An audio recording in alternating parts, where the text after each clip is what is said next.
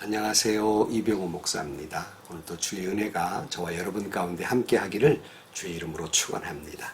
오늘 아침 하나님께서 우리에게 허락해 주신 말씀은 마태복음 9장 1절에서 13절 말씀입니다. 예수께서 배에 오르셔서 바다를 건너 자기 마을에 돌아오셨다.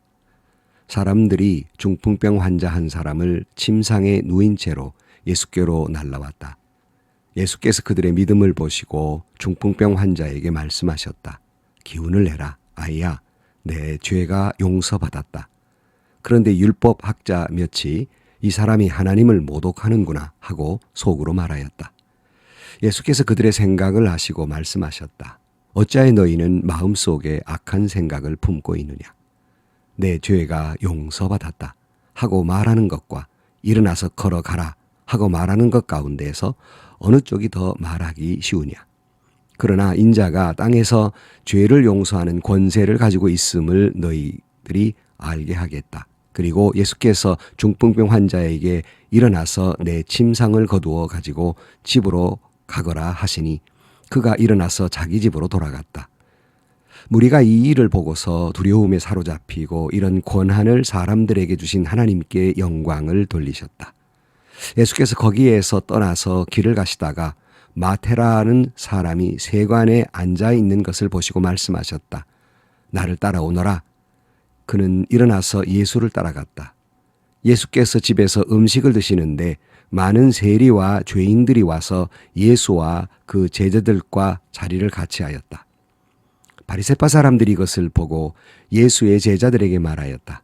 어찌하여 당신네 선생은 세리와 죄인과 어울려서 음식을 드시오? 예수께서 그 말을 들으시고서 말씀하셨다. 건강한 사람에게는 의사가 필요하지 않으나 병든 사람에게는 필요하다. 너희는 가서 내가 바라는 것은 자비요 희생제물이 아니다 하신 말씀이 무슨 뜻인지 배워라. 나는 의인을 부르러 온 것이 아니라 죄인을 부르러 왔다. 아멘. 예수님께서 가버나움으로 돌아오셨을 때 한 중풍병자가 왔습니다. 오늘 2절 말씀에 보면 사람이 중풍병 환자 한 사람을 침상에 누인 채로 예수께로 날라왔다. 예수께서 그들의 믿음을 보시고 중풍병 환자에게 말씀하셨다. 기운을 내라. 아이야, 내 죄가 용서받았다. 여러분, 예수님께서 이 중풍병 환자를 고쳐주시게 됩니다. 그러나 여러분, 오늘 본문을 가만히 보면 이 중풍병 환자가 병이 나은 것은 이 중풍병 환자의 믿음 때문이 아니라 오늘 본문의 표현은 그들의 믿음을 보시고 라는 말씀이 있어요. 그들의 믿음을 보시고 고쳐주셨다. 그들이 누구인가? 이 중풍병 환자를 데려온 사람들인데요. 이 같은 내용이 좀 더 자세하게 마가복음 2장이나 누가복음 5장에 똑같은 말씀이 나와 있습니다. 여러분 잘 아는 이야기죠. 이 중풍병자의 그 네 친구가 예수님께로 그를 데리고 오게 됩니다.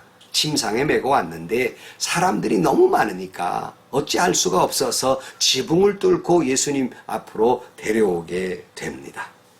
여러분, 아마 이 중풍병자의 친구들은 내 친구를 정말 예수님 앞에 데리고 가면 이 중풍병이 나을 것이라고 하는 믿음이 있었기에 주님은 그와 같은 친구들을 보시면서 그 친구들의 믿음을 보시고 이 중풍병 환자를 낫게 하십니다. 여러분, 중풍병이라는 것이 지금도 정말 100% 낫는다는 건 참 어려운 일이고요. 하물며 당시에는 얼마나 어려운 일이겠습니까? 그러나 적어도 이 내 친구는 그렇게 어려운 일인데도 예수님께만 오면 나을 수 있다고 하는 믿음을 가졌다는 것입니다. 그래서 이 내 친구의 믿음을 보시고 이 병자를 낫게 해주십니다. 중풍병 환자, 정말 무기력하지요. 이 내 친구가 없었다면 평생 그렇게 불편한 몸으로 살다가 죽을 수밖에 없는 사람이었지만 본인의 믿음보다는 4명의 친구들의 믿음 때문에 그가 살아나게 됩니다. 여러분, 오늘 우리의 주변을 둘러보십시다. 여기 무기력한 중풍병 환자처럼 어떻게 하고 싶어도 아무것도 할 수 없어서 무력에 빠진 사람 없습니까? 누가 도와주지 아니하면 아무것도 할 수 없는 이들이 보이지 않습니까? 왜 그렇게 무기력하냐고, 왜 그렇게 무능하냐고 비난하기 전에 우리는 이 중풍병 환자의 내 친구처럼 우리가 그 친구가 되어주시지는 않겠습니까? 여러분에게 믿음이 있습니까? 여러분에게 건강이 있습니까? 여러분에게 작지만 재물이 있습니까? 아니면 여러분 기도할 수 있는 은혜가 있습니까?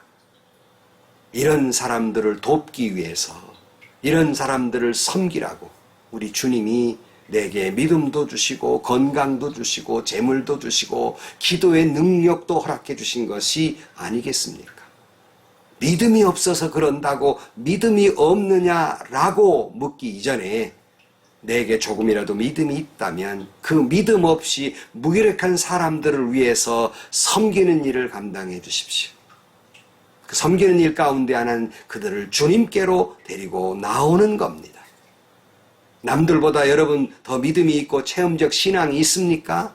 내게 그런 믿음이 있다고 뽐내거나 다른 사람의 믿음이 없다고 비난하고 조소하지 말고 핀잔 주지 마시고 교만에 빠지는 것이니까요. 남을 판단하지 마시고 내게 조금이라도 믿음이 있다면 그것은 여러분 자신이 훌륭한 것이 아니라 주님의 은혜로 믿음을 갖게 되었으니 은혜를 베풀며 살아야 하고 그 작은 믿음이지만 그 믿음으로 그렇지 못한 사람들을 섬기고 그들을 주님께로 데려오는데 여러분의 믿음이 활용되어야 한다는 것입니다.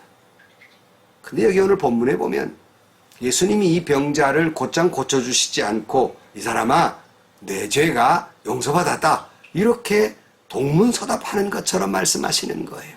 아니 병이 나았다가 먼저지 내 죄가 용서받았다가 무슨 말인가.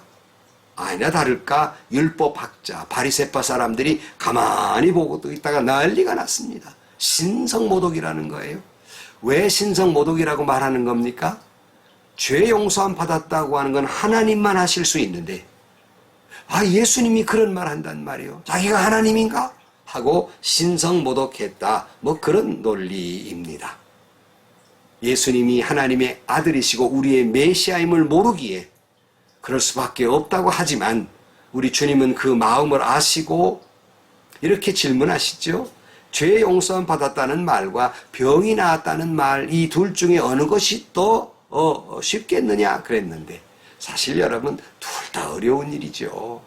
여러분 죄 사함 받았다는 것도 감히 우리 평범한 우리로서는 말하기 어렵고요. 금방 이 환자에게 병 나았다 이 말하기도 대단히 어려운 일입니다. 그러나 주님이 이렇게 내 죄 사함, 내 죄가 용서함 받았다고 말씀하고 있는 까닭은 예수 그리스도 자신이 그렇게 죄 용서를 선포할 수 있는 메시아임을 가르치고 계시는 겁니다. 24절 말씀에 그러나 너희는 인자가 땅에서 죄를 용서하는 권세를 가지고 있음을 알아야 한다. 그리고 예수께서 중풍병 환자에게 말씀하셨다. 내가 너에게 말한다. 일어나서 내 침상을 치워 들고 내 집으로 가거라. 그러자 곧 그는 사람들 앞에서 일어나 자기가 누웠던 침상을 거두어 들고 하나님을 찬양하며 집으로 갔다 그랬어요.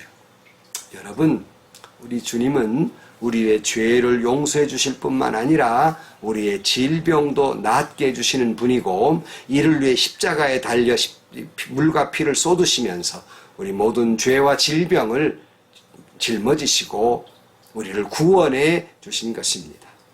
사랑하는 성도 여러분, 여러분은 예수님을 누구로 고백하고 있습니까? 예수님이 메시아 우리 구원자를 믿고 내 믿음대로 내 죄사함을 받았다, 영생을 얻었다라는 말씀을 듣는 축복의 사람들이 되시기를 주의 이름으로 간절히 축원합니다. 오늘 본문 말씀 이 이야기를 통해서 바라기는 우리 모두가 이 4명의 친구들처럼 작은 믿음이지만 섬김의 사역을 감당하고 그리고 우리 모두도 이들처럼 내 죄가 용서함 받았다, 내 질병이 나았다 축복받는 저와 여러분들이 되시기를 주의 이름으로 축원합니다. 오늘 본문에 보면 예수님께서 또 조금 지나가시다가 세관에 있는 레위 마태를 발견하시고 나를 따라오너라 하고 부르십니다. 예수님의 모든 삶과 행동과 모든 말씀은 그 속에 깊은 의미가 있습니다. 왜 하고 많은 사람 가운데에서 그렇게 군중들도 많은데 세관에 가서 세리였던 마태를 부르셨을까? 특별히 이 말씀을 드리는 것은 당시에 세리는 그렇게 존경받지 못했어요. 멸시를 받았습니다. 로마의 앞잡이였고 민족의 반역자들이었고 돈만 아는 사람들이었기 때문에 당시 사람들은 그와 같은 자리를 놓고 그 사람과 세리와는 밥도 안 먹고요. 말도 같이 잘 하지 않고요. 사귀지도 않아요. 그처럼 멸시받던 사람입니다. 아니 예수님을 따랐던 군중 중에는 그 많은 사람들이 있는데 예수님은 왜 그렇게 유대인들이 멀리하고 싫어하는 세리에게 먼저 가서 마태에게 먼저 가서 오라고 부르셨고 아니 그뿐입니까? 유대인들은 그런 사람들과 밥도 안 먹는데요. 가서 잔치를 합니다. 식사를 하세요. 그러니까 또 여러분 아시는 대로 바리새파 사람들이 발끈했죠. 11절 말씀. 바리새파 사람들이 이것을 보고 예수의 제자들에게 말하였다. 어찌하여 당신네 선생은 세리와 죄인과 어울려서 음식을 드시오 그랬어요. 여러분 당시 율법학자들이나 바리새인들은 늘 정죄의 눈을 가지고 있어요. 지난번에 말씀드린 대로 말씀을 열심히 연구했고 그냥 경건하게 산다고 율법대로 산다고 했지만 그들의 속 사람의 그 믿음의 성숙이 없기 때문에 그 배운 말씀의 지식을 가지고 남을 비판하고 정죄하고 그 자기가 거룩하게 산다고 하는 자랑거리를 가지고 남들을 조롱하고 비판하는 그런 습관이 있습니다. 그러니 정죄가 먼저 앞선 거지요. 바리새인이나 서기관들의 눈은 늘 정죄의 눈을 가지고 있고 예수님의 눈은 늘 긍휼과 사랑과 마음의 중심을 보는 눈을 가지고 있었기에 비록 사람들은 그 세리라는 자리에 앉아있는 마태를 대단히 아주 좋지 않게 봤지만 예수님께서는 그 속사람 세리 마태의 마음속에 있는 믿음과 그리고 그의 인격을 보시고 그의 가능성을 보시고 그를 찾아오시며 그를 부르시고 당신의 제자 삼으신 것입니다. 여러분 혹 우리도 쉽게 남의 겉모습만 가지고 판단하는 경우가 참 많습니다. 우리도 예수님처럼 남의 겉모습 그 자리만 보고 판단하고 비판하지 마시고 예수님처럼 긍휼의 눈을 가지고 사랑의 눈을 가지면 비난이나 비판보다는 더 이해와 사랑의 눈을 가지게 되고 정죄하기 전에 긍휼의 눈을 가지게 되고 예수님의 마음을 담게 되는 것입니다. 이때 주님이 유명한 말씀을 하셨죠. 12절 말씀에 예수께서 그 말을 들으시고서 말씀하셨다. 건강한 사람에게는 의사가 필요하지 않으나 병든 사람에게는 필요하다. 너희는 가서 내가 바라는 것은 자비요 희생의 제물이 아니다 하신 말씀이 무슨 뜻인지 배워라. 나는 의인을 부르러 온 것이 아니라 죄인을 부르러 왔다 그랬어요. 기가 막힌 말씀이죠. 여러분 건강한 사람은 의사가 필요 없는 거 아닙니까? 마찬가지로 자기는 죄 없다고 의로운 사람이라고 주장하는 율법학자들이나 바리새인들에게는 예수님이 필요 없는 거예요. 나는 너 같은 그런 죄인들, 진짜 죄인이죠. 죄인들을 내가 너 같은 자들을 부르러 오지 않았다. 이 세리처럼 감히 하늘을 우러러보지도 못하고 다른 사람과 섞이지도 못하며 온갖 멸시 천대를 받으면서 하나님 나는 죄인입니다 라고 말하는 이 마음이 가난한 자, 그들을 부르러 오셨다고 말씀합니다.